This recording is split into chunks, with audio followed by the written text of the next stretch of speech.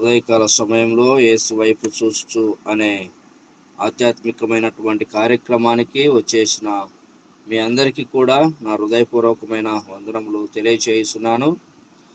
మరి ప్రత్యేకించి దేవదేవుడు ఈ సమయాన మనందరినీ కూడా సజీవులుగా నిలబెట్టుకొని తన యొక్క చిత్తమును నెరవేర్చుకోవటానికి మనందరికి అనుగ్రహించిన ఆయుష్ను బట్టి, ఆరోగ్యమును బట్టి దేవదేవునికి కృతజ్ఞతాస్తుతులు స్తోత్రములు చెల్లిస్తున్నాను. చాలా సంతోషం. మరి దేవుని వాక్యాన్ని మనం చదువుకొని ముందుకు వెళ్దాం. మొదటి పేతురుకు రాసిన పత్రిక 2వ అధ్యాయము 21వ వచనాన్ని మనం చదువుకుందాం. మొదటి పేతురుకు రాసిన పత్రిక 2వ అధ్యాయము 21వ వచనాన్ని చదువుకుందాం. క్రీస్తు కూడా మీ కొరకు బాధపడి మీరు తన అడుగు జాడల యందు నడుచుకొనున్నట్లు మీకు మాదిరి ఉంచిపోయెను. మరోసారి వాక్య భాగాన్ని జ్ఞాపకం చేసుకుందాం. క్రీస్తు కూడా మీ కొరకు బాధపడి మీరు తన అడుగు జాడల యందు నడుచుకొనున్నట్లు మీకు మాదిరి ఉంచిపోయెను. ప్రార్థన చేసుకుందాం. పరమందు ఆశీనుడవై ఉన్న మా గొప్ప తండ్రి, నీ మహోన్నతమైన నామమునకు కృతజ్ఞతాస్తుతులు స్తోత్రములు చెల్లించుకొనుచున్నాం. దేవా, ఉదయకాల సమయంలో తండ్రి నీ మెల్లని స్వరాన్ని వినటానికి, నీ పాద సన్నిధిలో చేరి నిన్ను స్తుతించటానికి మాకు ఇచ్చిన భాగ్యమును బట్టి వందనాలు అయ్యా. ఇదిగో తండ్రి, ఈ సమయంలో అయ్యా కొంతసేపునైనా నీ యొక్క తండ్రి మాట్లాడి మేము ధ్యానించుకోవటానికి కృప చూపండి అయ్యా. సహాయం చేయండి, జ్ఞానాన్ని ఇవ్వండి. మాతో నీవు మాట్లాడి ప్రభువా మా హృదయాలను నింపుతావని నమ్ముచున్నాం. శ్రేష్టమైన ప్రశస్తమైన నీ మాటల ద్వారా మా హృదయాలు పురికొల్పబడి తండ్రి విశ్వాసములో తండ్రి మేమునైనా స్థిరముగా నిలిచుండుటకు ఆధ్యాత్మికమైన జీవితాన్ని మాకు నీవు అనుగ్రహిస్తున్నావని నమ్ముచు నా ప్రభువును రక్షకుడైన యేసు క్రీస్తు నామమున ప్రార్థించి పొందుకొనిన్నాం తండ్రి, ఆమేన్. ప్రియులారా, మరొకసారి యేసు క్రీస్తు నామమున మీ అందరికీ ఉదయకాలము శుభములు తెలియజేస్తూ వాక్య సందేశంలోనికి మనం వెళ్దాం. ఇక్కడ మరి దేవుని వాక్యము మనకు చాలా క్లారిటీగా మనకు తెలియజేయబడింది. ఏంటి అని అంటే, క్రీస్తు కూడా మీ కొరకు బాధపడి మీరు తన అడుగుజాడల యందు నడుచుకున్నట్లు మీకు మాదిరి ఉంచిపోయెను. ఈ పదము చాలా అద్భుతమైనటువంటి మాట మనం చూస్తూ ఉన్నాం. యేసుక్రీస్తు ప్రభువారికి మరి యేసుక్రీస్తు ప్రభువారు మనకు ఒక మాదిరి ఉంచి ఉన్నాడు. ఏంటి ఆ మాదిరి అని అంటే, అక్కడ మనం చదువుతాము, మీ కొరకు బాధపడి ఆయన మన కొరకు బాధపడ్డాడు. గత నెలంతా కూడా మనం చూసాం. గత నెలంతా కూడా మనము మరి శ్రమల దినాలు, లెంట్ డేస్గా మనము ప్రతిరోజు కూడా మరి ఆయన యొక్క శ్రమలను జ్ఞాపకం చేసుకుంటున్నాం. గుడ్ ఫ్రైడే రోజు మంచిగా మరి 7 మాటలను మనం జ్ఞాపకం చేసుకున్నాం. మరి కల్వరి శిలువ పైన ఆయన పొందినటువంటి దెబ్బలను, ఆయన పొందినటువంటి గాయములను, ఆయన పొందినటువంటి ఆ యొక్క అవమానములు అన్నిటినీ కూడా మనము గత వారంలో జ్ఞాపకం చేసుకున్నాం. ఇక పునరుద్ధానుడు అయి ఉన్నాడని చెప్పి మనము మరి లాస్ట్ సండే ఉజ్జీవముగా మనం దేవుణ్ణి ఆరాధించి ఉన్నాం. ఇది చాలా అద్భుతమైనటువంటి దేవుడు మనలో చేసిన కార్యము. దీన్ని బట్టి మనం ఎంతగానో సంతోషిస్తూ ఉన్నాం. అయితే ప్రియులారా, ఈ ఉదయకాల సమయంలో నేను చెప్పదలుచుకున్న విషయం ఏంటి అని అంటే, అలా మరి క్రిస్మస్ సందర్భాలలో క్రిస్మస్ను జ్ఞాపకం చేసుకొని పశువుల పాకను, మరి ఆ యొక్క తొట్టిని, ఆ యొక్క జ్ఞానులను, ఆ యొక్క క్రిస్మస్ తాతను ఆ సీజన్లో ఆ విధంగా జ్ఞాపకం చేసుకొని అది అయిపోయిన తర్వాత మర్చిపోయి మరలా గుడ్ ఫ్రైడే తప్పుడు ఈస్టర్ అప్పుడు మరి శిలువను జ్ఞాపకం చేసుకొని మరలా సీజన్ అయిపోయేసరికి మర్చిపోయి మరలా మనము కాముకున్నటువంటి విధానము క్రైస్తత్వానికి అది మంచిది కాదని నేను తెలియజేస్తున్నాను. మరి ఏదో సీజన్లో మరి ఆ విధమైన ఆలోచించి తర్వాత మనంతటా మనము కాము ఉండడం అనేది అది ఎలా ఉంటుందంటే నామకార్థమైనటువంటి భక్తి, రెండోది ఆచారభేదమైనటువంటి భక్తి. కానీ యేసుక్రీస్తు ప్రభువారు మనకు తెలియజేస్తున్నటువంటి గొప్ప అద్భుతమైన మాట ఏంటనంటే, ఆయన మనకు ఒక మాదిరి ఉంచిపోయాడు. ఆయన మనకు ఒక మాదిరి ఉంచిపోయాడు. ఏంటి అదంటే, తన అడుగుచాడలే ఎందు నడుచుకున్నట్లు. యేసుక్రీస్తు యొక్క అడుగుచాడల్లో మనం నిరంతరం నడిచే వారిగా ఉండాలి. అది ఈ ఉదయకాల సమయంలో మనం తెలుసుకోవాల్సినటువంటి విషయం. నిరంతరము ఆయన అడుగుజాడల్లో నడవాలండి.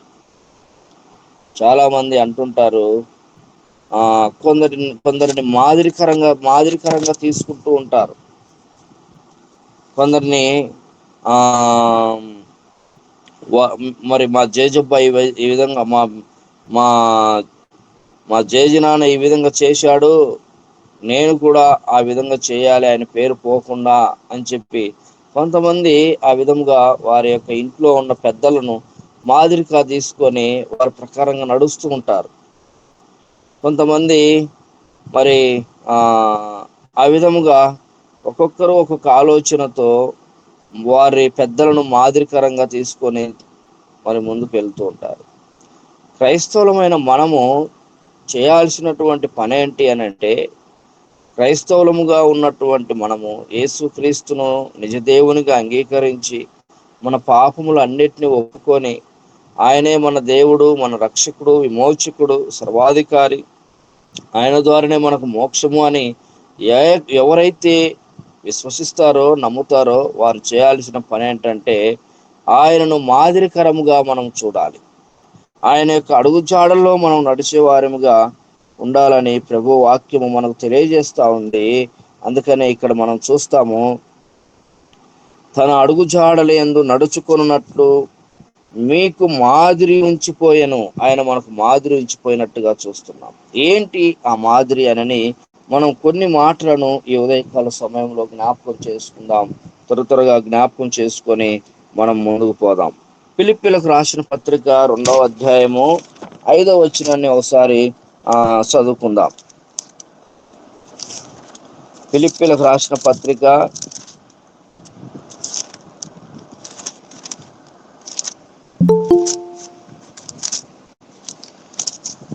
2వ అధ్యాయము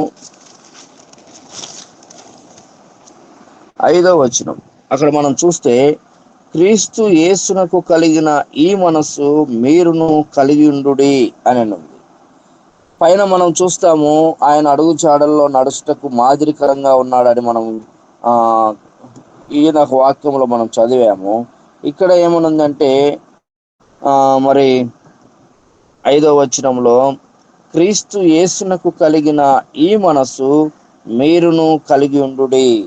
యేసు క్రీస్తు ఆయన మనస్సు ఏ విధంగా ఉంటుందో ఆయన అడుగు జాడల్లో నడిచేవారు కూడా ఆ విధముగా ఉండాలి. ఆయన మనసు కలిగి ఉండాలి. ఆయన ప్రేమించాడా, మనం ప్రేమించాలి.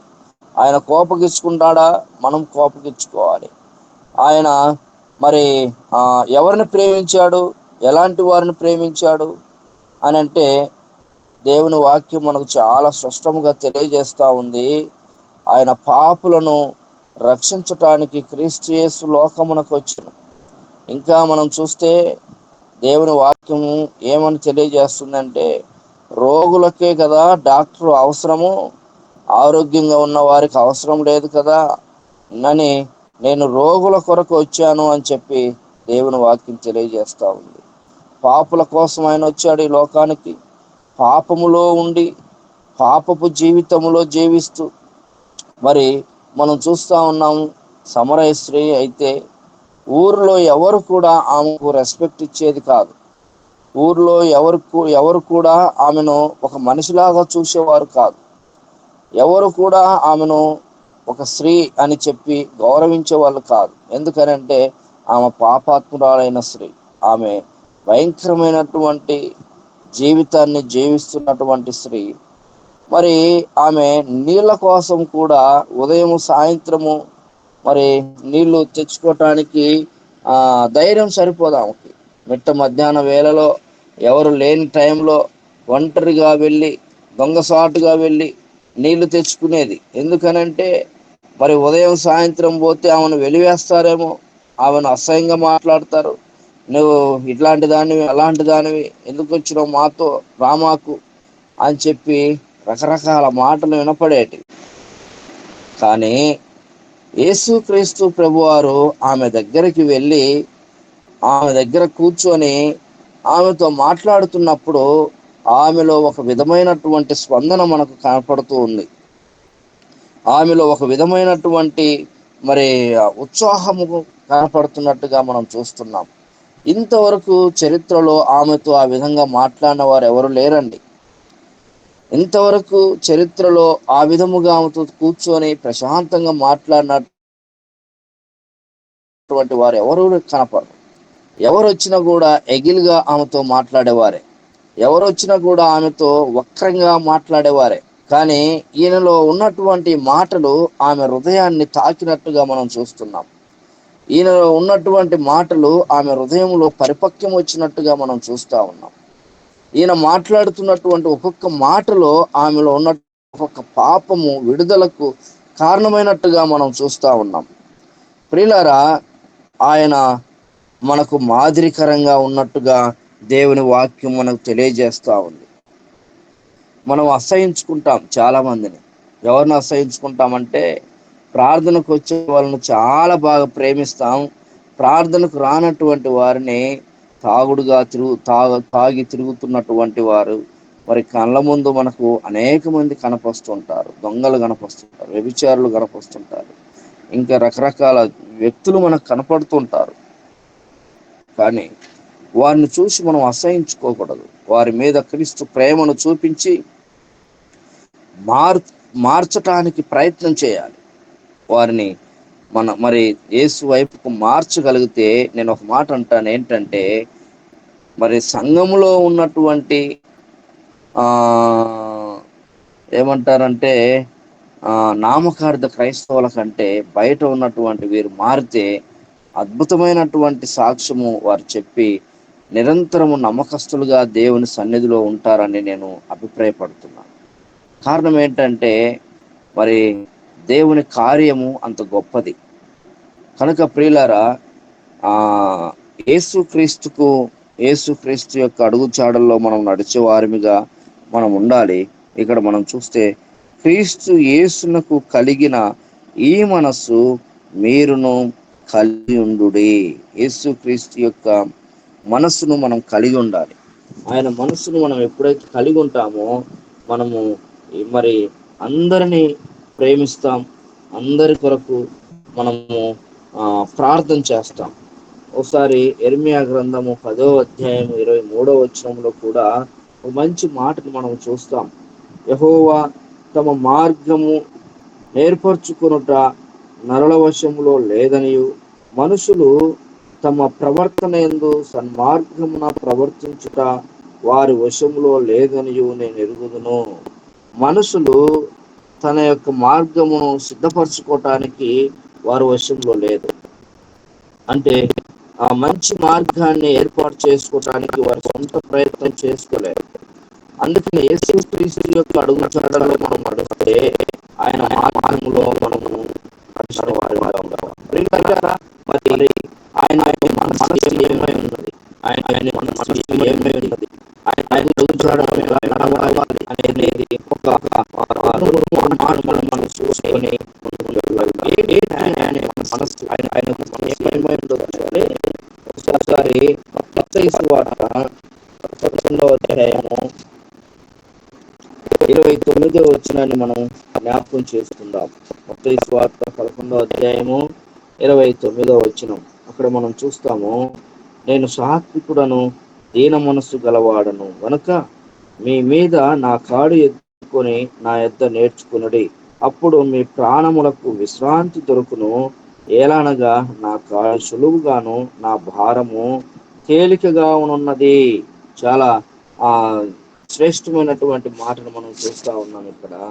ఆయన యొక్క మనస్సు, యేసుక్రీస్తు యొక్క మనస్సును మనం అందరం కలిగి ఉండాలి.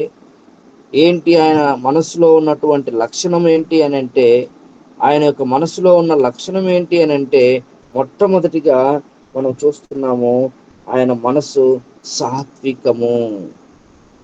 సాత్వికము అక్కడ మనం నేను సాత్వికుడను, దీన మనస్సు గలవాడను గనుక మీ మీద నా కాడు ఎత్తుకొని నా యొద్ద నేర్చుకునుడి. యేసుక్రీస్తు యొక్క మనస్సు ఏంటంటే సాత్వికం మనస్సు, దీన మనస్సు కలిగినటువంటి మనస్సు. ఆయన మనస్సు చాలా మంచి మనస్సు అండి, సాత్వికంతో కూడినటువంటి మనస్సు. చాలా మంది ఏం చేస్తుంటారంటే, క్రైస్తవులముగానే ఉంటాము, అదేంటో మరి అతిశయపడుతూ ఉంటారు, ఎగిరెగిరి పడుతూ ఉంటారు. మరి గర్వపు ఆలోచనలు, గర్వపు తలంపులతో ఉంటారు. వారి చదువును బట్టి, వారి అందాన్ని బట్టి, వారి ఉద్యోగాన్ని బట్టి, వారి యొక్క ఆస్తిని బట్టి, వారి యొక్క ఆ ఉన్నతమైనటువంటి స్థానాన్ని బట్టి వారు ఎగిరెగిరి పడుతూ ఉంటారు. కానీ యేసు క్రీస్తుని ఎవరైతే అంగీకరిస్తారో, ఆయన యందు విశ్వాసం నుంచి ఎవరైతే ముందుకు నడుస్తారో, వారిలో ఉండాల్సిన మొట్టమొదటి క్వాలిటీస్ ఏంటి అని అంటే సాత్వికం అండి. యేసయ్య అంత ఉన్నతమైనటువంటి దేవుడు అయినప్పటికీ అక్కడ మనం చూస్తాము, ఆయన ప్రార్థిస్తే పరలోకం నుండి రథాలు దిగుతాయని మనం చూస్తాం. ఆయన ప్రార్థన చేయగా మరి ఆ రథాలు దిగవా అన్న పదాన్ని మనం చూస్తాం. అంటే అంత ఉన్నతమైనటువంటి దేవుడు, అంత ఉన్నతమైనటువంటి దేవుడు. కానీ మన పాపముల కొరకు, మన పాపముల యొక్క పరిహారము కొరకు, విముక్తి కొరకు ఉన్నతమైనటువంటి స్థానాన్ని కూడా ఆయన వదిలిపెట్టి, ఆయన ఎక్కడో ఒక పశువుల తొట్టిలో దుర్వాసన కొడుతున్నటువంటి ప్రదేశంలో ఆయన ఏం చేయబడ్డాడంటే అక్కడ జన్మించాడంటే ఎంత దీనునిగా వచ్చాడో చూడండి. ఎంత దీనాతి దీనమో ఓ యేసయ్యా, నీ జననం ఎంత దయనీయమో, తలుచుకుంటే నా గుండె తడబడి కరిగి కరిగి నీరగుచున్నది. నిజమే కదండి. ఆయన ఎంత దీనునిగా, ఎంత తగ్గించుకొని, ఎంత మరి సంపూర్ణముగా ఆయన తగ్గించుకొని ఆయన ఈ లోకానికి వచ్చాడు. ఆయన సాదా సీదా మనిషి కాదు, ఆయన మరి నార్మల్ మనిషి కాదండి. ఎంత ఉన్నతమైనటువంటి దేవుడు అంటే, ఆయన తండ్రి కుడిపాక్షమున కూర్చున్నటువంటి దేవుడు. అంత కలిగినటువంటి దేవుడు నీ కోసం, నా కోసం, మనందరి కోసం ఆయన తగ్గించుకున్నాడు, సాత్వికుడయ్యాడు. కనుక మనము కూడా సాత్వికం కలిగి జీవించాలి. రెండో క్వాలిటీ మనం చూస్తే, మరి జకర్యా గ్రంథం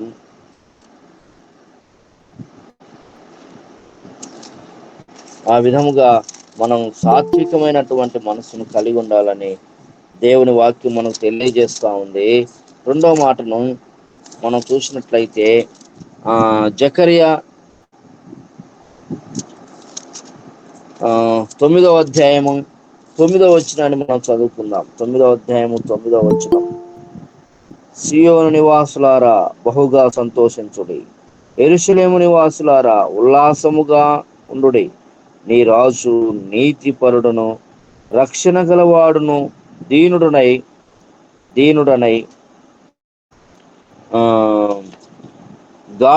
గాడిద పిల్లను ఎక్కి నీ యొద్దకు వచ్చుచున్నాడు. ఇక్కడ రెండోదిగా మనం చూస్తూ ఉన్నాము, నీ రాజు నీతిపరుడును, రక్షణ గలవాడును, దీనుడై వస్తున్నాడు. ఆయన మొదటిగా సాత్వికంగా ఉన్నాడు, రెండవదిగా నీతిపరుడుగా ఉన్నాడండి. ఆయన నీతిని అనుసరించేటువంటి దేవుడు. ఆయన అనీతిపరుడు కాదు, ఆయన నీతి కలిగినటువంటి దేవుడు. యేసు యందు విశ్వాసం ఉంచిన మనము, యేసు క్రీస్తు యందు విశ్వాసం ఉంచిన మనము నీతిని అనుసరించే వారిగా మనం ఉండాలి. చాలా మంది నీతిని అనుసరించలేకపోతున్నారు. క్రైస్తవులుగా ఉంటూనే మరి అన్యాయపు జీవితాన్ని జీవిస్తూ ఉంటున్నారు. మరి దేవునికి అయిష్టమైనటువంటి జీవితాన్ని కలిగి జీవిస్తూ ఉంటున్నారు. అలాంటి జీవితాన్ని దేవుడు ఇష్టపడ్డండి. అలాంటి జీవితాన్ని దేవుడు ఇష్టపడ్డు. కనుక మనం ఏం చేయాలనంటే, యేసుక్రీస్తును అనుసరిస్తున్న మనము మొదటిగా సాత్వికము చాలా వరకు మనం తగ్గించుకుని ఉండాలి. రెండవదిగా మనం చేయాల్సినటువంటి పని ఏంటనంటే నీతిని అనుసరించాలి. ఎవరైతే నీతి న్యాయములు కలిగి జీవిస్తారో వారికి యేసుక్రీస్తు యందు రక్షణ కలిగి ఉంటుందని మనం దేవుని వాక్యం ద్వారా తెలుసుకుంటున్నాం. ఆయన రక్షణ మనం పొందుకోవాలంటే నీతి న్యాయములు కలిగి భూమి మీద జీవించాలి. ప్రియులారా, దేవుని బిడ్డలారా, దేవుని వాక్యాన్ని ఉదయకాల సమయంలో వింటున్నటువంటి మనం అందరం గమనించాల్సిన విషయం ఏంటనంటే, మనము యేసు క్రీస్తు యొక్క అడుగు జాడల్లో నడవాలి. మన హీరో ఎవరనంటే యేసయ్యే, ఇంకా ఎవరో కాదు. చాలా మంది ఆయనలాగా ఉండాలనుకుంటారు, ఈయనలాగా ఉండాలనుకుంటారు, ఇంకా ఏదేదో చూడాలనుకుంటారు, ఏదేదో విధాలుగా మరి నడుచుకోవాలని చెప్పి ప్రయత్నం చేస్తుంటారు. మనుషులను చూసి, వారి యొక్క లైఫ్ స్టైల్ను చూసి, వారి యొక్క అడుగుజాడల్లో మనం నడిస్తే వాళ్ళు ఎక్కడికి వెళతారో మనం కూడా అక్కడికి వెళ్తామన్న సత్యాన్ని మర్చిపోకూడదు. ఉదయకాలం ఒకవేళ వాళ్ళు నరకానికి వెళ్ళారనుకోండి, వాళ్ళ అడుగుజాడల్లో నడిస్తే మనము కూడా వారితో పాటు నరకానికి వెళతాం.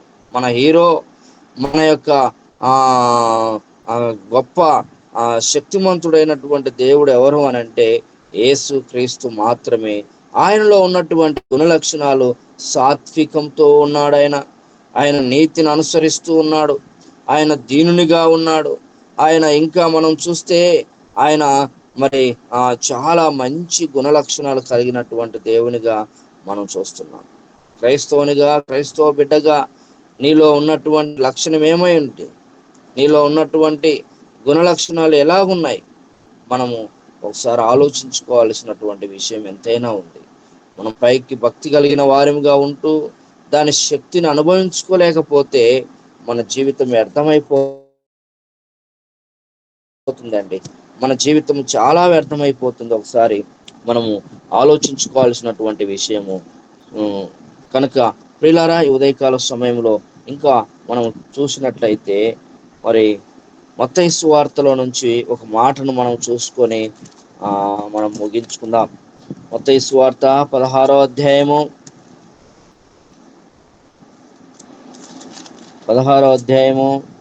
అక్కడ మనం చూస్తే 24వ వచనంలో మనము చూస్తే, అప్పుడు యేసు తన శిశువులను చూసి, ఎవడైనను నన్ను వెంబడింపగోరిన ఎడల తన్ను తాను ఉపేక్షించుకొని తన సిలువనెత్తుకొని నన్ను వెంబడింపవలెను.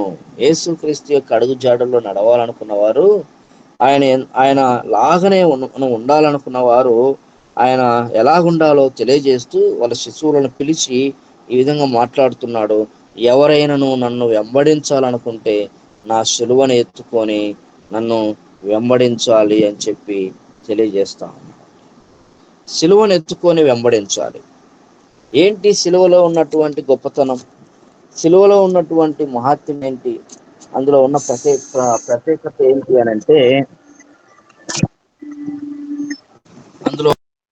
ఏంటి అనంటే, సిలువ అనగా శ్రమలండి, సిలువ అనగా హింసలండి, సిలువ అనగా కష్టాలండి, సిలువ అనగా ఎన్నో ఇబ్బందులు. వీటిని ఎవరైతే అనుభవిస్తూ వెళుతూ ఉంటారో, వీటిని ఎవరైతే మరి భరిస్తూ వెళుతూ ఉంటారో వారే యేసుక్రీస్తు యొక్క అడుగు జాడల్లో నడిచిన వారు. నేను అంటాను, దేవుని అడుగు జాడల్లో నడిచేవారు ఎవరు కూడా మరి ప్రశాంతంగా నెమ్మదిగా నిద్రపోకూడదు. ఎప్పుడు కూడా పోరాటం. ఎవరితో? ప్రజలతో కాదు, పొరుగింటోళ్ళతో, ఎదురింటోళ్ళతో, పక్కింటోళ్ళతో కాదు పోరాటం. సాతానుతో పోరాటం చేస్తూ ఉండాలి. నిరంతర పోరాటం ఇది. ఒకరోజు పోరాడి గెలిచినంలే అని చెప్పి మరుసటి రోజు ప్రశాంతంగా తృప్తిగా పీకల కాడకి తిని నిద్రపోయేది కాదు. ఇది ఎలా ఉంటదంటే నిరంతరపు పోరాటం. ప్రతిరోజు మనం ఏం చేస్తుంటామంటే సాతానుతో పోరాటం చేస్తూనే ఉంటాం, సాతానుతో యుద్ధం చేస్తూనే ఉంటాం. ఇదే యేసు క్రీస్తు యొక్క అడుగుజాడలో నడిచిన వారిలో ఉన్నటువంటి గొప్పతనం అండి. కనుక ప్రియులారా, మనం ఎప్పుడు కూడా కాముగా ఉండకూడదు. అందుకని దేవుని వాక్యం ఏం చెప్తుందంటే సాతానంట నిరంతరం మేలుకొనే ఉంటదంట.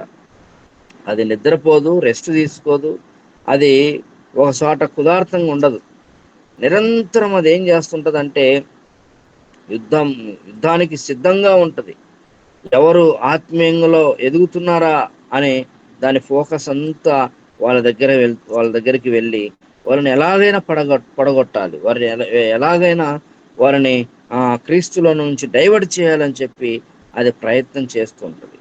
అందుకనే యేసు క్రీస్తు అడుగు జాడల్లో నీవు నడవాలనుకున్నా, మనందరం నడవాలనుకున్న ఉద్దేశం ఉంటే గిన మనం ఏం చేయాలంటే ఆయన సిలువను ఎత్తుకోవాలి.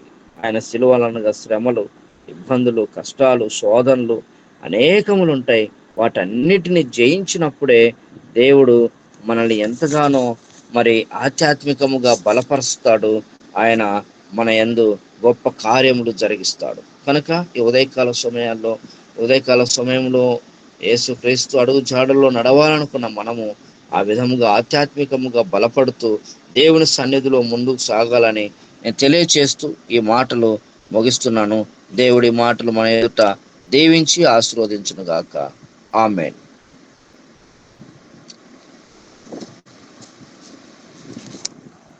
ఆమేన్. ఆమేన్.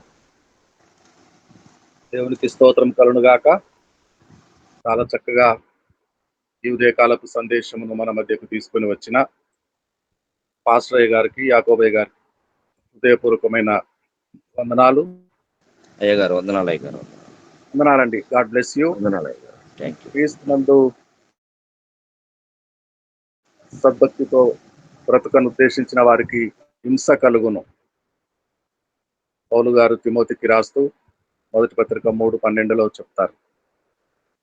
సద్భక్తి యొక్క మార్గము ఇరుకు, హింసలు, శ్రమలతో కూడిన మార్గం.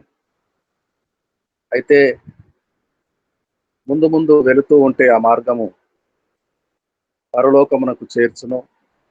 సదాకాలము మనము ప్రభుతో ఉంటాము. ఈ కొద్ది కాలపు శ్రమలు, శోధనలు ప్రస్తుత కాలం అందున్నది. మనకు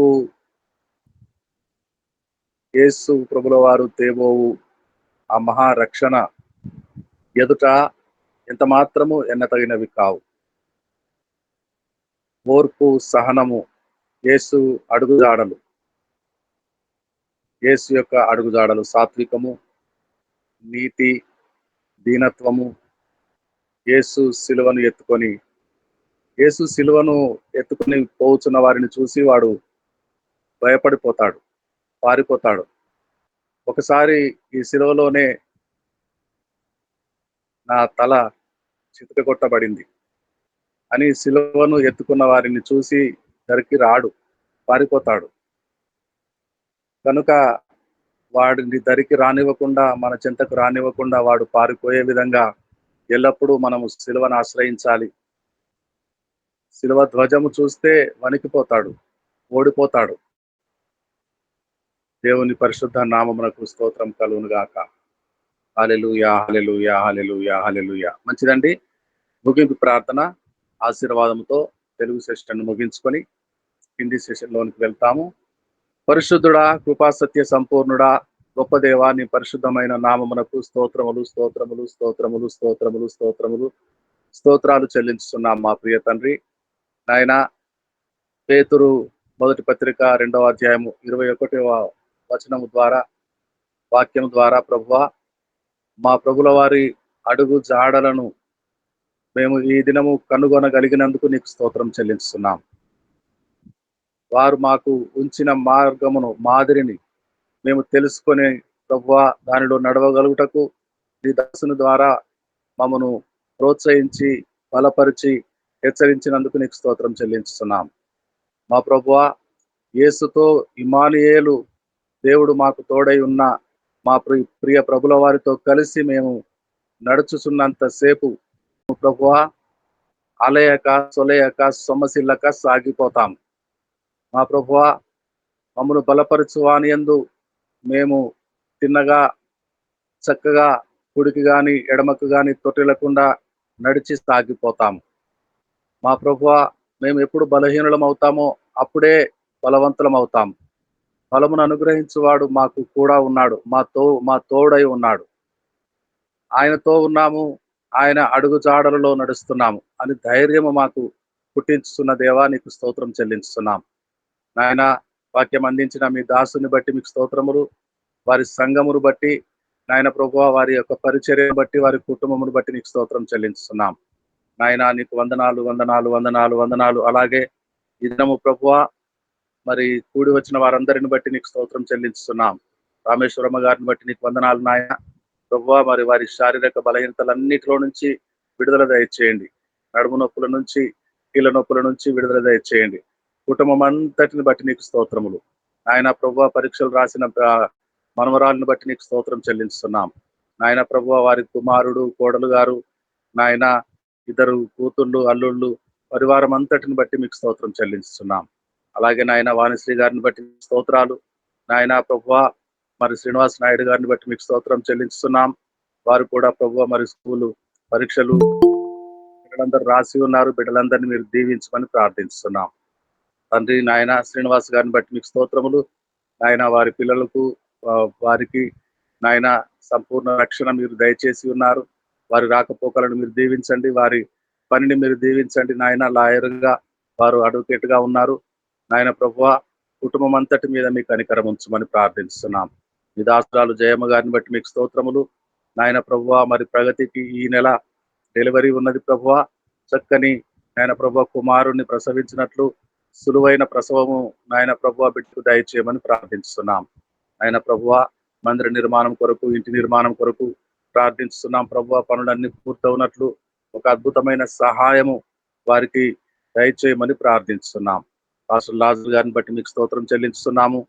ఆ పాస్టమ్ గారిని బట్టి నీకు స్తోత్రం చెల్లించుతున్నాము. వారికి ఇచ్చిన పరిచర్య సంఘములు మినిస్ట్రీ అంతటిని బట్టి నీకు స్తోత్రాలు ప్రభువా.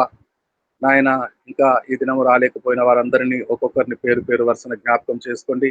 పద్మావతి గారు కూడా సిగ్నల్ కట్ అవుతూ ఉన్నది ప్రభువా. వారిని కూడా వారి కుటుంబాన్ని నాయన వారి పిల్లలను వారి కుమారులను కోడళ్లను మనవలు మనవరాలందరినీ పేరు పేరు వరుసన దీవించమని ప్రార్థన చేయించున్నాం మా ప్రభువానికి స్తోత్రములు. డేవిడ్ రాజ్ పాస్టర్ గారు మరి నిన్న ప్రభువా అనారోగ్యంగా ఉన్నది, జ్వరముగా ఉన్నదన్నారు ప్రభువా. ప్రార్థిస్తున్నాము ఆయన పూర్తిగా స్వస్థత వారికి దయచేయండి. వారి తల్లి గారు కూడా మరి బైపాస్ సర్జరీ చేయాలంటున్నారు నాయన. మరి వారు సేవకులు తండ్రి, ఆర్థికంగా అంత బలము లేని వారు అద్భుతము చేసి ఆశ్చర్యకరముగా వారి తల్లి గారికి ఉన్నటువంటి బలహీనమైన గుండెను ఆయన ప్రభు బలపరచుమని పరిపూర్ణ ఆరోగ్యం దయచేయమని ప్రార్థిస్తున్నాం. గారిని కూడా జ్వరము తొలగింపచేసి మంచి బలము ఆరోగ్యం ఇచ్చి లేవనెత్తి నీ సేవలో పరిచర్యలో వాడుకొనమని ప్రార్థిస్తున్నాం మా ప్రభువా. మరి నిన్న ప్రయాణమై వెళ్ళిన జాన్సన్ ప్రభువా మరి ఎక్కడికి వెళ్ళారో మరల తిరిగి క్షేమముగా కుటుంబంలోనికి వచ్చినట్లు దీవించమని ప్రార్థిస్తున్నాం మా ప్రభువా. నీకు స్తోత్రాలు స్తోత్రాలు స్తోత్రాలు. నయోమి కొరకు ప్రార్థిస్తున్నాం మా ప్రభువా. నయోమి ప్రభువా 4 సంవత్సరాల క్రితం నీ సన్నిధికి చేరిన వారి తమ్ముడు కొరకు, జోసెఫ్ కొరకు నిన్న ప్రార్థన పెట్టుకున్నారు. జ్ఞాపకార్థ కూడిక నాయన ప్రభువా. మరి కుమారుడైతే నీ సన్నిధిలో ఉన్నారు నాయన. కుటుంబం అంతా ఇంకా ఇక్కడ సేవా పరిచర్యలో ఉన్నారు. కుటుంబం అంతటిని మీరు దీవించి ఆశీర్వదించమని, నూతన ఆశీర్వాదాలతో దీవించి నింపమని ప్రార్థిస్తున్నాం. ఇంకా మేము మరిచిన వారందరిని బట్టి ప్రార్థన విజ్ఞాపన చేస్తున్నాం తండ్రి. ప్రతి ఒక్కొక్కరిని జ్ఞాపకం చేసుకోండి నాయన ప్రభువా. ఇక హిందీ సెషన్ లో ప్రారంభించబోతూ ఉన్నాము నాయన ప్రభువా. అనేక మంది హిందీ ఉత్తర భారతదేశం నేపాల్ వరకు వచ్చి ఆయన ప్రభువా మేమందరం కలిసి నిన్ను స్తుతించి ఈ ఉదయకాలపు సహవాసమును దీవెనకరముగా మాకు ఆశీర్వదించవలసిందిగా ప్రార్థిస్తూ మా ప్రియ రక్షకుడైన యేసు క్రీస్తు పరిశుద్ధ నామమున ప్రార్థన అడిగి వేడుకొంచున్నాము మా ప్రియ పరలోకపు తండ్రి. ఆమేన్. యాకోబే గారు ఆశీర్వాదం విడుదల చేయండి. యాకోబే గారు. మన తండ్రి అయిన దేవుని కృపయు, కుమారుడైన యేసుక్రీస్తు ప్రేమయు, పరిశుద్ధాత్మ సన్నిధి సహవాసము ఇప్పుడు ఎల్లప్పుడు సదా మనకు తోడైండును గాక. ఆమేన్. ఆమేన్. ఆమేన్. ఆమేన్. ఓకే గారు, అందరికి వందనాలు. వందనాలండి. చాలా చక్కని వాక్యం తీసుకొని మా మధ్యకు వచ్చిన